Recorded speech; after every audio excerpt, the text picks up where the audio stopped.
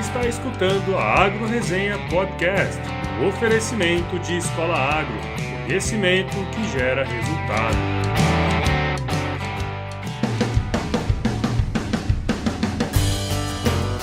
Olá pessoal, aqui quem fala é o Paulo Ozaki, seja bem-vindo, bem-vinda a mais um episódio do Agro Resenha. Como você sabe, a porteira desse podcast não tem tramela para quem busca se informar sobre assuntos ligados ao agronegócio. E aí pessoa, tudo bem com você? Com o tanque cheio aí até quase derramar, né? Nós estamos começando o episódio número 38 do nosso podcast, que essa semana tá verdinho e tenro, igual alface fresquinha, né? Mesmo sabendo aí que a greve dos caminhoneiros foi legítima, uma vez que eles são livres aí para demandar o que é necessário para eles, é necessário dizer também que a paralisação foi realmente muito complicado para muitos produtores que dependem do transporte para colocar seu produto na mesa das pessoas diariamente. E um destes setores foi a produção de hortaliças folhosas. Estima-se que na cadeia produtiva de hortaliças, 60% da produção é proveniente de propriedades familiares, uma participação significativa, né, pensando no grande volume que é produzido no Brasil. E com certeza eles tiveram um prejuízo muito grande nessa última semana aí. Com relação a essa questão aí da agricultura familiar, né, vale lembrar que existe uma definição para considerar se uma propriedade é ou não familiar. E segundo a Lei da Agricultura Familiar número 11.326, de 24 de julho de 2006, uma propriedade é considerada familiar se sua área tiver até 4 módulos fiscais, a mão de obra for predominantemente da própria família, se a renda familiar tiver um percentual mínimo, né, originado das atividades econômicas do empreendimento, e a direção do estabelecimento familiar foi exercida pela própria família, né? Mas enfim, voltando aí para a produção de folhosas, de acordo com os dados do IBGE, em 2016 o Brasil produziu 1,3 milhões de toneladas, valor aí que na minha opinião é um pouco questionável, sabe? Devido à dificuldade mesmo de apurar os dados reais. Mas pesquisando aqui eu encontrei algumas informações bem interessantes. Por exemplo, é estimado também que quase 70% da produção de folhosas do Brasil é concentrada na região sudeste e que os estados de São Paulo e Rio de Janeiro, juntos, respondem por 54% da produção brasileira, sendo São Paulo o maior produtor com 34,5% da produção nacional. Essa informação é bem importante porque devido às características, né, que são inerentes às hortaliças folhosas, a produção necessariamente precisa estar perto do consumidor, porque são produtos extremamente perecíveis. E as cidades de São Paulo e Rio de Janeiro são as mais populosas do Brasil. Não é à toa, né, que no estado de São Paulo, a região ali que é chamada de Cinturão Verde, que compreende várias cidades como Sorocaba, Mogi das Cruzes e a própria São Paulo, essa região é responsável por 82,4% de toda a produção paulista. Então faz muito sentido isso, né? Dentre as folhosas que estão no seu prato aí todos os dias, se você for fitness, é claro, as principais são alface, repolho, couve, rúcula, espinafre, almeirão, agrião, acelga e chicória, mas sim, é óbvio que não para por aí, né? Existe uma infinidade de folhosas comestíveis e certamente você vai encontrar uma que você goste. No meu caso, eu gosto muito de rúcula, daquelas bem ardidinhas, sabe? E foi pensando nisso tudo aí que, neste Histórias de Fazenda, eu trouxe o verdureiro César Kobayakawa, que é produtor de folhosas lá na região de Ibiúna, que também fica ali no Cinturão Verde de São Paulo. E ele contou um pouquinho aí da sua trajetória como produtor e também como é o sistema de produção dele. O episódio ficou muito legal, não perca. Mas antes de irmos aí pro bate-papo com o César, eu não vou agradecer aos mais novos membros do nosso site porque essa semana não teve, mas tudo bem. Eu vou agradecer todos os membros que já somam quase 150 pessoas. E se você está escutando aí e não é membro do nosso site, acesse www.agroresenha.com.br/membros e se cadastre. É fácil, rápido, indolor, gratuito, então venha fazer parte da nossa resenha. Além de ser um membro e poder receber as atualizações por e-mail, você pode receber também pelo WhatsApp. Basta acessar aí bit.ly/agro no Zap Zap, mandar a mensagem automática que vai aparecer lá que você vai entrar na nossa lista de transmissão. E não se esqueça de visitar a nossa lojinha de camisetas, lá você encontra várias estampas sobre o agro e além de ajudar o podcast, para cada camiseta vendida pela plataforma Montink, lá que é onde estão hospedadas as nossas estampas, ela garante um prato de comida para quem precisa. Agradeço muito aí a quem puder ajudar. E para finalizar, agora no mês de junho tá rolando uma parceria que a gente fez aqui com o Thought for Food, e para quem é ouvinte do Agro Resenha Podcast, o TFF liberou 10 códigos promocionais para o evento deles que vai acontecer esse ano aqui no Brasil. Esse código pode ser usado tanto para o TFF Academy quanto para o TFF Summit. O TFF Academy vai rolar entre os dias 23 e 26 de julho e o TFF Summit no dia 27 de julho. Todos os eventos vão rolar lá no Museu do Amanhã, na cidade do Rio de Janeiro, e o código vai dar 10% de desconto para qualquer um desses eventos. E você pode encontrá-lo na descrição desse episódio aqui. Fique ligado que nos próximos programas eu vou explicar um pouquinho sobre o TFF e cada um dos eventos. Se você quiser, você pode escutar também o episódio número 29, que eu falei com o Matheus Cirino aqui, que a gente comentou sobre o TFF. Agora vamos para o episódio dessa semana. Firma o golpe aí que eu já tô de volta.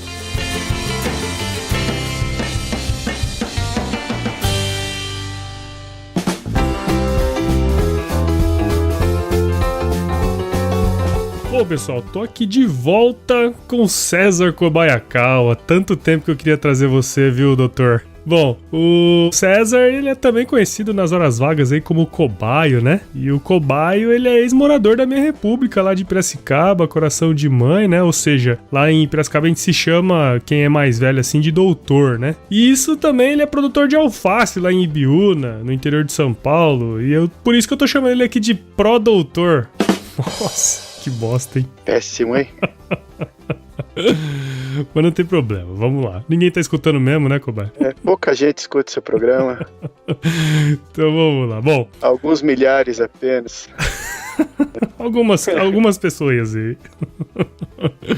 Bom, além de produtor de alface lá em Ibiúna, Cobai é contrabaixista também, cara. Então, o cara é uma lenda, um mito a ser seguido. Fala aí, Cobai, como estão as coisas aí em Ibiúna, e seja bem-vindo ao Agro Resenha Podcast. Valeu, Paulo, nosso Prudence. Tamo aí, beleza, tamo caminhando com as coisas aí, tentando retornar à rotina aí, após a greve aí que deu uma bagunçada na rotina, mas tamo aí tentando retornar a pegada aí da produção de folhosas. O verdureiro, eu sou o autêntico verdureiro. Quando a gente fazia, né, as interreps, assim e tal, as interusp, né, no caso, né, as outras faculdades, verdureiro, então é nós mesmo. Agora, sim, ler aí já é por sua conta, né? Mito, essas coisas aí, deixa lá pra Rogério Ceni, os caras que é mesmo, né? Os cara que não vamos nem mesmo. Tocar no assunto lá do outro lado da política, que esse daí de jeito nenhum, né? Melhor não, larga de mão disso aí. Ô, cara, bom que você tocou nesse assunto aí. Fala aí, como que impactou esse negócio da greve aí pra você, cara? Então, o impacto é total, né, porque é transporte, né, eu trabalho com produção rural, transporte, se você produz e não tem pra quem vender, não adianta produzir, né? Fudeu, né? Então, o impacto é prejuízo total, assim, mas até certo ponto a gente entende que é legítimo e até certo ponto a gente tá aí a par de todas as informações, né, nem é tão legítimo assim, acaba misturando política, até por isso que eu falei de política também, acaba misturando outros interesses, mas vamos tentar melhorar esse país aí. É verdade, muito bem. Bom, cara, então, pra gente começar essa conversa aí, conta um pouco da sua história pra gente, Cobaio. História, desde que eu nasci, assim? Pode ser, cara. Tá livre. Então, sou filho de agricultor, né? Meu pai, ele era produtor de flores, crisântemo de corte, vulgo flor de defunto. Também usado em casamentos, tudo mais, né? Mas assim, o que não diferencia muita coisa, né, Cobai? Né? É a morte. Morte da vida de solteiro. Mas então, aí era todo um sistema de produção já em estufa, né, altamente tecnificado, né, com bastante uso de mão de obra. Era um negócio bem complicado, tinha que acender lâmpada de noite e aí no verão tinha que cortar o fotoperíodo com lona preta no fim da tarde, começo da manhã e tudo, então já era bem complicado o que meu pai fazia, né. Uhum. E minha mãe, professora primária, e aí era isso daí, já nascemos com a agricultura na veia. E aí, acabei entrando na Exalc, aí não me formei, apenas passei por aí uns 4 anos aí, baguncei bastante, toquei muito rock na República, a gente tinha banda lá, o pessoal da República, o pessoal lá de fora lá, que chamava Pica-Fumo, a nossa banda fazia alto rock and roll, as festas no CV e tal. Da hora. Aí, durante, assim, a faculdade, o negócio da flor já não ia bem das pernas, foi caindo. Assim, no último suspiro da produção de flores, eu resolvi trancar o curso e vim para cá para ajudar meu pai aqui para tentar salvar, na verdade, né, a produção de flores, mas aí não teve como salvar e aí a gente acabou, eu, né, com o conhecimento que eu tinha, falei, esse negócio de flor é supérfluo, né, vamos fazer um negócio menos supérfluo, né, mais necessário, né, vamos produzir alimento, porque aí não há crise que deixe de consumir alimento, né. É verdade. E era um período de bastante crise, né, também, né, e aí fomos para essa transição para verduras. E que ano que foi isso aí, Cowboy? Não me faça perguntas difíceis pro... Então, cara, eu acho que eu ingressei em 96, eu entrei. Entendi. Aí eu fiquei 4 anos, 2000, que foi um período bem conturbado, assim. Bem casca, né? Bem casca. E nisso daí, transição para produção de alimentos, né, verduras e tal. Aí chegou um momento que como a gente já tinha estufa, a gente acabou entrando para hidroponia, né, que é bastante tecnificado também, então a gente já seguiu, né, mais para essa linha de coisa difícil. Legal. Coisa em estufa e tal. Aí a gente começou com a hidroponia lá, a gente foi uns primórdios da hidroponia aqui no município. Eu fui o 3º produtor de hidroponia aqui e hoje em dia são incontáveis. Ah, legal. Mãe, compra brócolis? Não, filho, tem em casa. Mas umzinho, vai! Então, já que você entrou aí já nesse assunto, acho que é legal, né, você falar aí do seu negócio, né, de modo geral, assim, quais são as atividades que você desenvolvem, como é que é o esquema aí? Então, o esquema a gente produz a verdura hidropônica, né, que são alfaces, agrião, rúcula, temperos, né, tipo salsa, coentro, cebolinha, hortelã, manjericão. Tem que ter, assim, uma alta variedade, assim, né, de produtos para comercializar e, no caso, eu comecei com a hidroponia, eu plantava só alface. Só que daí eu vendia basicamente para atravessador, né? Entendi. Eu só produzia, aí o pessoal comprava aqui na roça e fazia todo o serviço de transporte, né, e entrega, levava para o Ceasa, sei lá, né, pessoal de distribuidoras mesmo, né, que compravam a minha produção, que era só alface, aí juntavam com o negócio deles lá e faziam a distribuição toda, né, porque a agricultura em si não é só produzir, né? Você tem que produzir e vender, como eu tinha te falado já no começo, né? Então, na época, eu só produzia. E eu me achava o agricultor porque eu produzia. Mas, na verdade, se você for analisar, agricultor mesmo é bem mais do que isso. A gente tem que ser muito mais do que isso. O cara cobra o escanteio e corre pra cabecear ainda, né, velho? Exatamente. E se não for assim, não sobra nada. Né? A gente acaba trabalhando para sustentar as partes superiores da cadeia produtiva. Então, a gente fica ali na base só se errando mesmo. Quem fica na base só se ferra. O produtor é uma coisa... Então, aí o que aconteceu? Aí, aos poucos, eu fui me envolvendo, né, com esse pessoal, com os clientes, né? E vendo, né, o que eles faziam e achava, né, que, poxa, um dia eu tenho que chegar aí também, porque se eu ficar aqui só produzindo, eu não vou evoluir, né? Até um momento eu conheci um anjo na minha vida, cara, um cara aí que ele era um cliente, assim, na época também, sabe?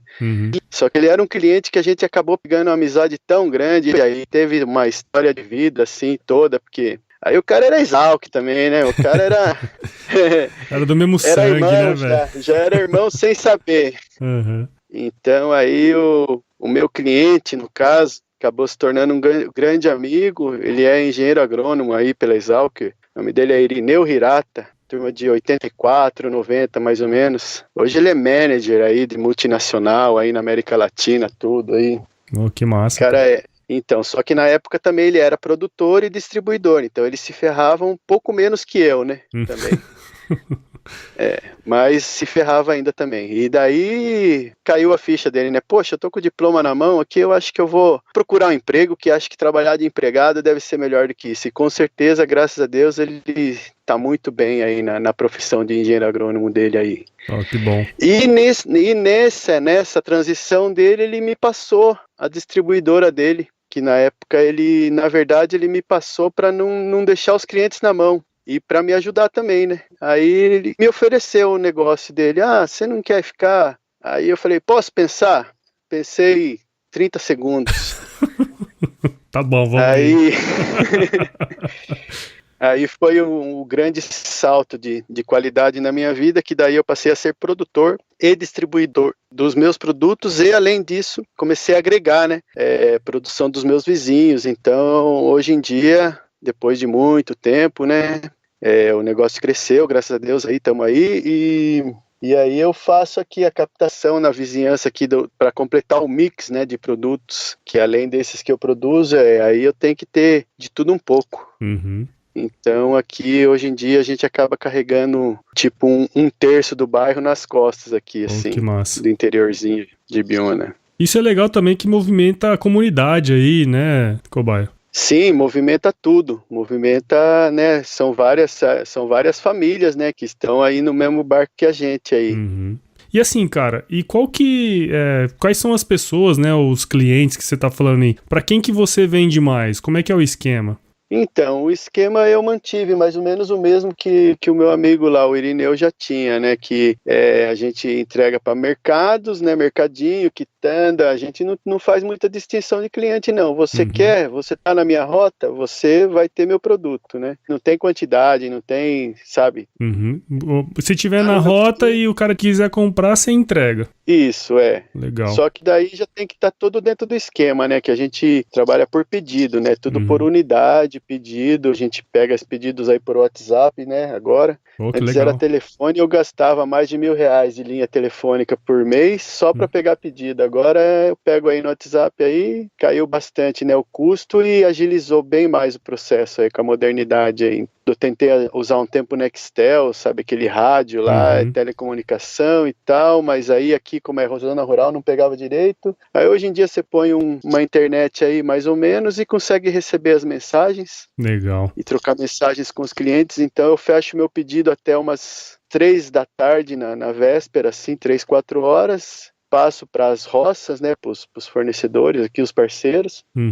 Aí a gente recolhe tudo no meu barracão, onde a gente dá uma pré-lavada, embala e separa para os clientes para depois, mais tarde, carregar no caminhão e já sair tudo contadinho para os clientes para São Paulo. Que massa, cara. Isso é uma coisa bem interessante. Outro dia rolou uma discussão no grupo aí de WhatsApp que eu participo, né? Falando assim, que o WhatsApp, ele é uma boa alternativa, mas a modernidade hoje em dia tá fazendo os caras mandar umas coisas nada a ver nos grupos, né? E fica aquele negócio, um monte de vídeo, meme, o caramba. E tá aí uma coisa que veio pra agregar, no caso, no seu negócio, né, cara? Isso eu acho que é um negócio bem interessante, né? É muita agilidade, né? Ele é muito ágil, né? Então, até por causa dessa agilidade, porque causa, né, também toda essa distração, porque dá tempo de tudo, a gente tem que saber controlar, né? Na hora de trabalhar, é trabalhar. Na hora de jogar conversa fora, a gente joga muita conversa fora, em grupos de WhatsApp, mesmo no privado e tal. A gente tem que usar tudo a nosso favor, né? Tudo. Mãe, compra brócolis. Não, filho, tem em casa. Mas umzinho, vai. Agora, indo especificamente aí para sua produção, né? Para o seu sistema, para sua fazenda. Explica pra gente como é que funciona. Você já deu uma dicasinha aí, né? Falou que tem a hidroponia, né? Mas fala aí como é que você faz o manejo, como é que é o seu sistema de produção mesmo, né? Então, essa é uma parte também interessante aqui para eu falar, cara. A hidroponia, o primeiro contato que eu tive com a hidroponia foi na aula de nutrição mineral, lá na Exalc, lá, né? No departamento de química lá e tal. Então, é o primeiro contato que eu tive lá na estufinha, de lá, nas aulas e tal, né? Só que durante a aula eu vi aquele sistema e sabe umas coisas que meio que transcendem a imaginação, assim, umas coisas meio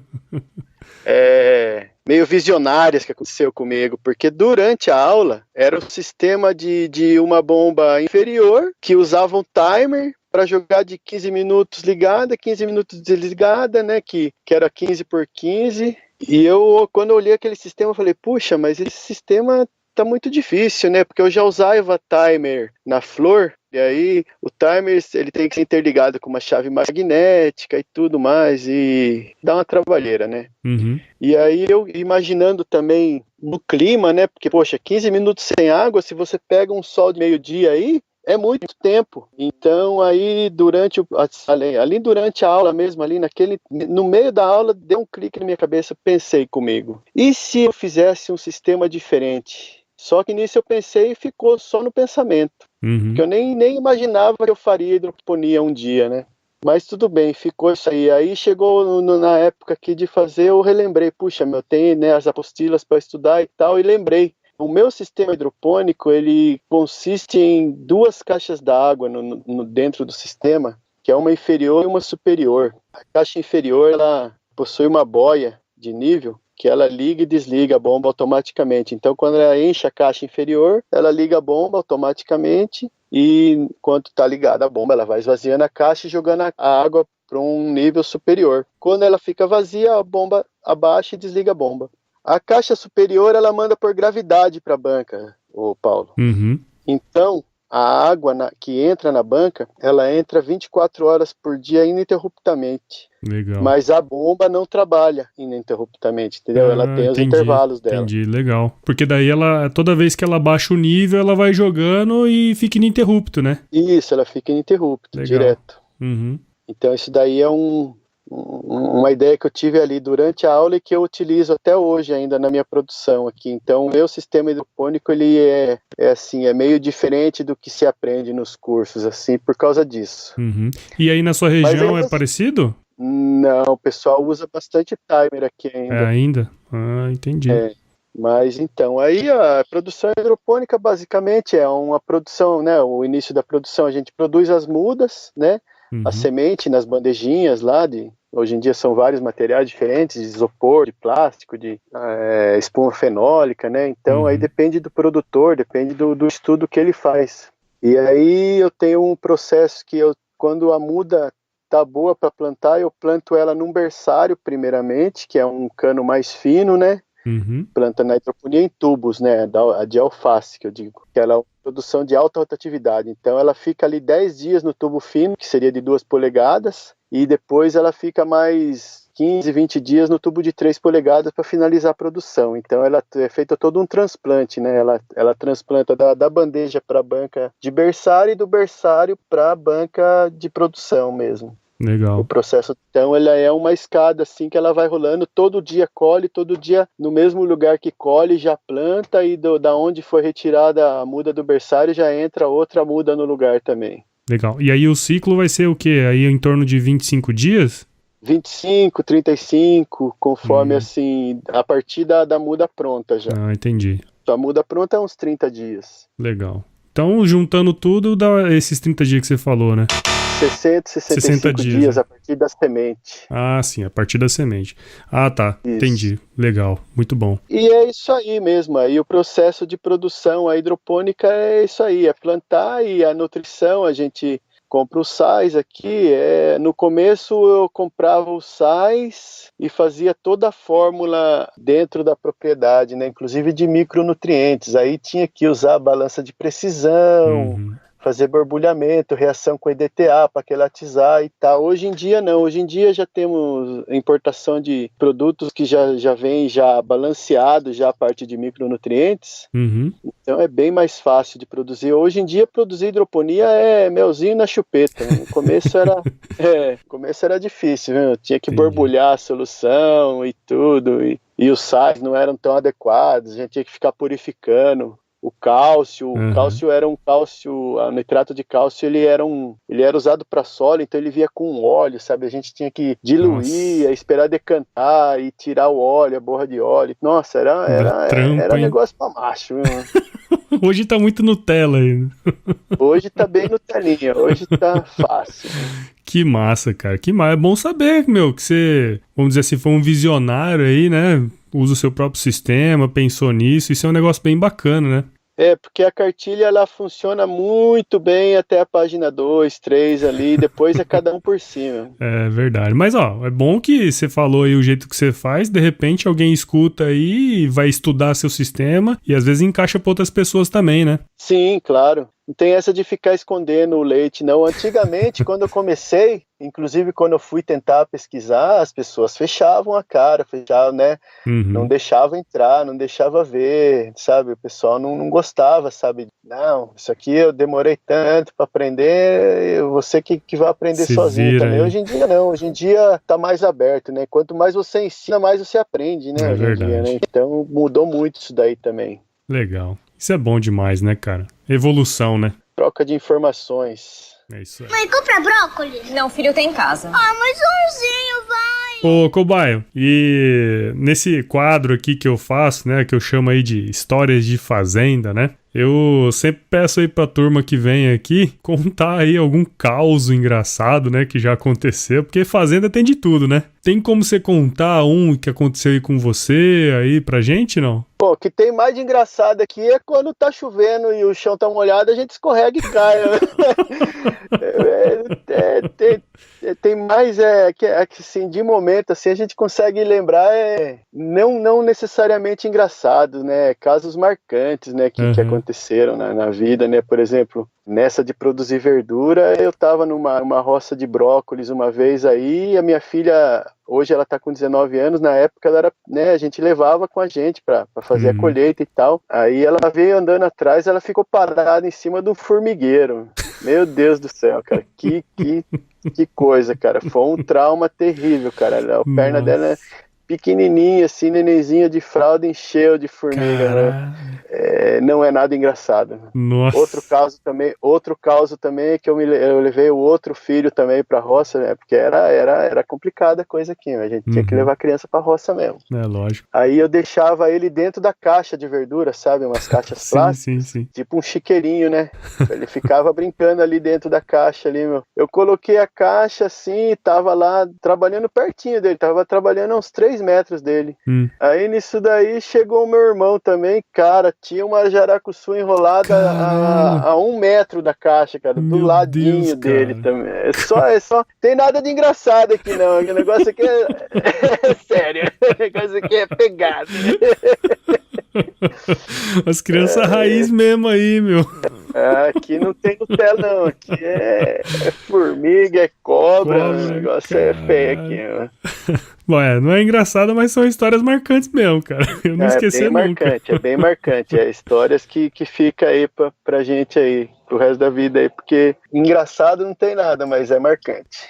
Mas isso é uma coisa bem interessante, cara, sabe por quê? Porque a maioria das pessoas, eu julgo assim, né? Não julgo, mas, enfim, a maioria das pessoas não tem conhecimento desse tipo de história também, né, cara? É importante falar isso, porque, assim, é muito fácil falar que as crianças não podem ir pro campo trabalhar, mas, cara, é a situação que tem, né? E o jeito que tá, você tem que fazer. Não tem outra saída, né, cara? Então, inclusive eu comecei a trabalhar com meu pai desde muito cedo também, né, e agradeço muito por ter aprendido com ele isso daí, não reclamo em nada não tenho porquê de uma criança aí não pegar no pesado de vez em quando, ou pelo menos estar junto, né, para ver como é que é a realidade, né. Esse negócio de ficar aí dentro de casa, computador, televisão hoje em dia nem tanto, mas celular, né? Celular, sim. Hoje em dia é só celular. Isso aí não faz ninguém crescer, né? É verdade. Eu indico aí para as pessoas que cuidem assim, que criem seus filhos bem mais próximo da realidade. Isso é importante, cara. Isso é importante mesmo. Bom demais, Cobaio. Então, assim, cara, pra gente finalizar, na sua opinião aí, né, cara, quais são os próximos desafios aí pra atividade que você desenvolve hoje? Então, como eu te falei, a produção em si, todo o processo, né, de produção e venda, né, e comercialização já é um desafio em si, né, então a atividade em si também, a produção, né, o consumo de verduras é bem divulgado, né, hoje em dia, então o desafio é realmente manter isso daí. E a valorização mesmo do produto em si, né, que algumas épocas do ano dá muita produção e o preço cai bastante. Então a gente tem que saber lidar com essa sazonalidade, mas o desafio geral mesmo é é manter. E toda essa parte de gestão de todos esses riscos aí que você comentou, né? Tanto da parte produtiva, a parte de comercialização, né? Tudo isso aí, essa gestão é bem importante, né?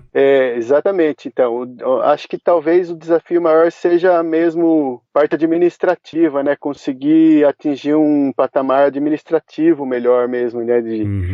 De gestão do negócio mesmo. Legal. Muito bom. Eu acho que isso aí é um desafio aí praticamente todas as culturas agrícolas do Brasil e do mundo. Aí esse é um grande desafio. Na verdade, é se tornar uma empresa realmente mesmo, né? Empresa constituída, né? Porque ainda estou em evolução aqui, assim como a maioria do pessoal, a evolução é do agricultor que passa a empresário. Então, a parte empresarial mesmo que tem que evoluir bastante. Virar bem mais empresário do que um simples produtor. Do que só um verdureiro, né? Isso, só um verdureiro. Só um verdureiro, parece que é coisa simples, né, cara? Cacuzão. É que, na verdade, é o que a gente necessita mesmo, né? Ter a visão mais ampla do negócio mesmo. Legal. Pô, Cobaio, cara, nem sei como te agradecer aí por ter esse tempo aqui pra falar com a gente aqui, com essa galera aqui do Agro Resenha. E que, cara, eu espero que a turma aqui tenha aprendido um pouco aí, né, sobre produção de verduras e também como gerir o negócio, né, que é difícil, no caso seu aí, você tá trabalhando desde a produção até a distribuição, né, cara?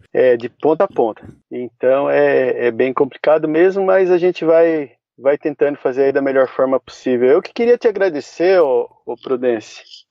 Nosso Paulo Ozaki aí, o maior podcaster do Brasil, pela abertura do espaço aí pra gente poder falar um pouco aí, conversar também, trocar umas ideias aí, porque é muito legal assim poder expor e ouvir e entrar em contato com esse pessoal todo aí que tá ouvindo a gente aí. Bacana demais, bacana demais. E, Cobaio, pra quem quiser te seguir aí nas redes sociais, eu sei que você tá direto ali, né? Quiser saber um pouco mais da sua produção, quiser comprar o seu produto ou quiser marcar um show com a sua banda, como é que a galera aqui do Agro Resenha pode fazer, cara? Vamos lá, mais importante é a banda. Banda Rota Aventura, né, cara? É isso aí, por favor lá colocar o link lá da página da banda lá, né? Legal.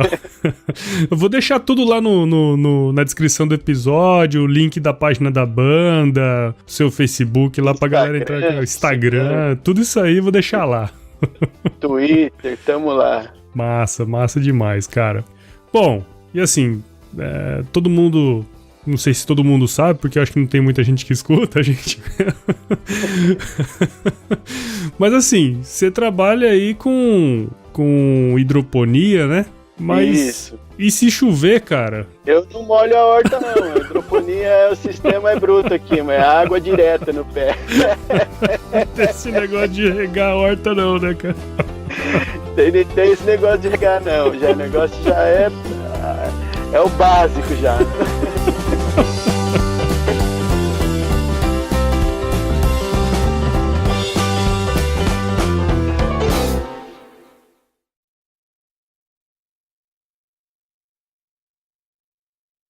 Além de ser um membro e poder receber as atualizações... Caralho, hoje tá foda, hein, velho? Agora vamos pro episódio dessa semana. Firma o golpe aí que eu já tô de volta. Caralho, velho, esse carro passou bem agora mesmo. Caiu a conexão aí? Não, caiu não, tá tudo certo. Caiu. Caiu? Ô, Cobaio. Cobaio, eu te escuto. Você escutou a Agro Resenha Podcast, um oferecimento de Escola Agro, conhecimento que gera resultado.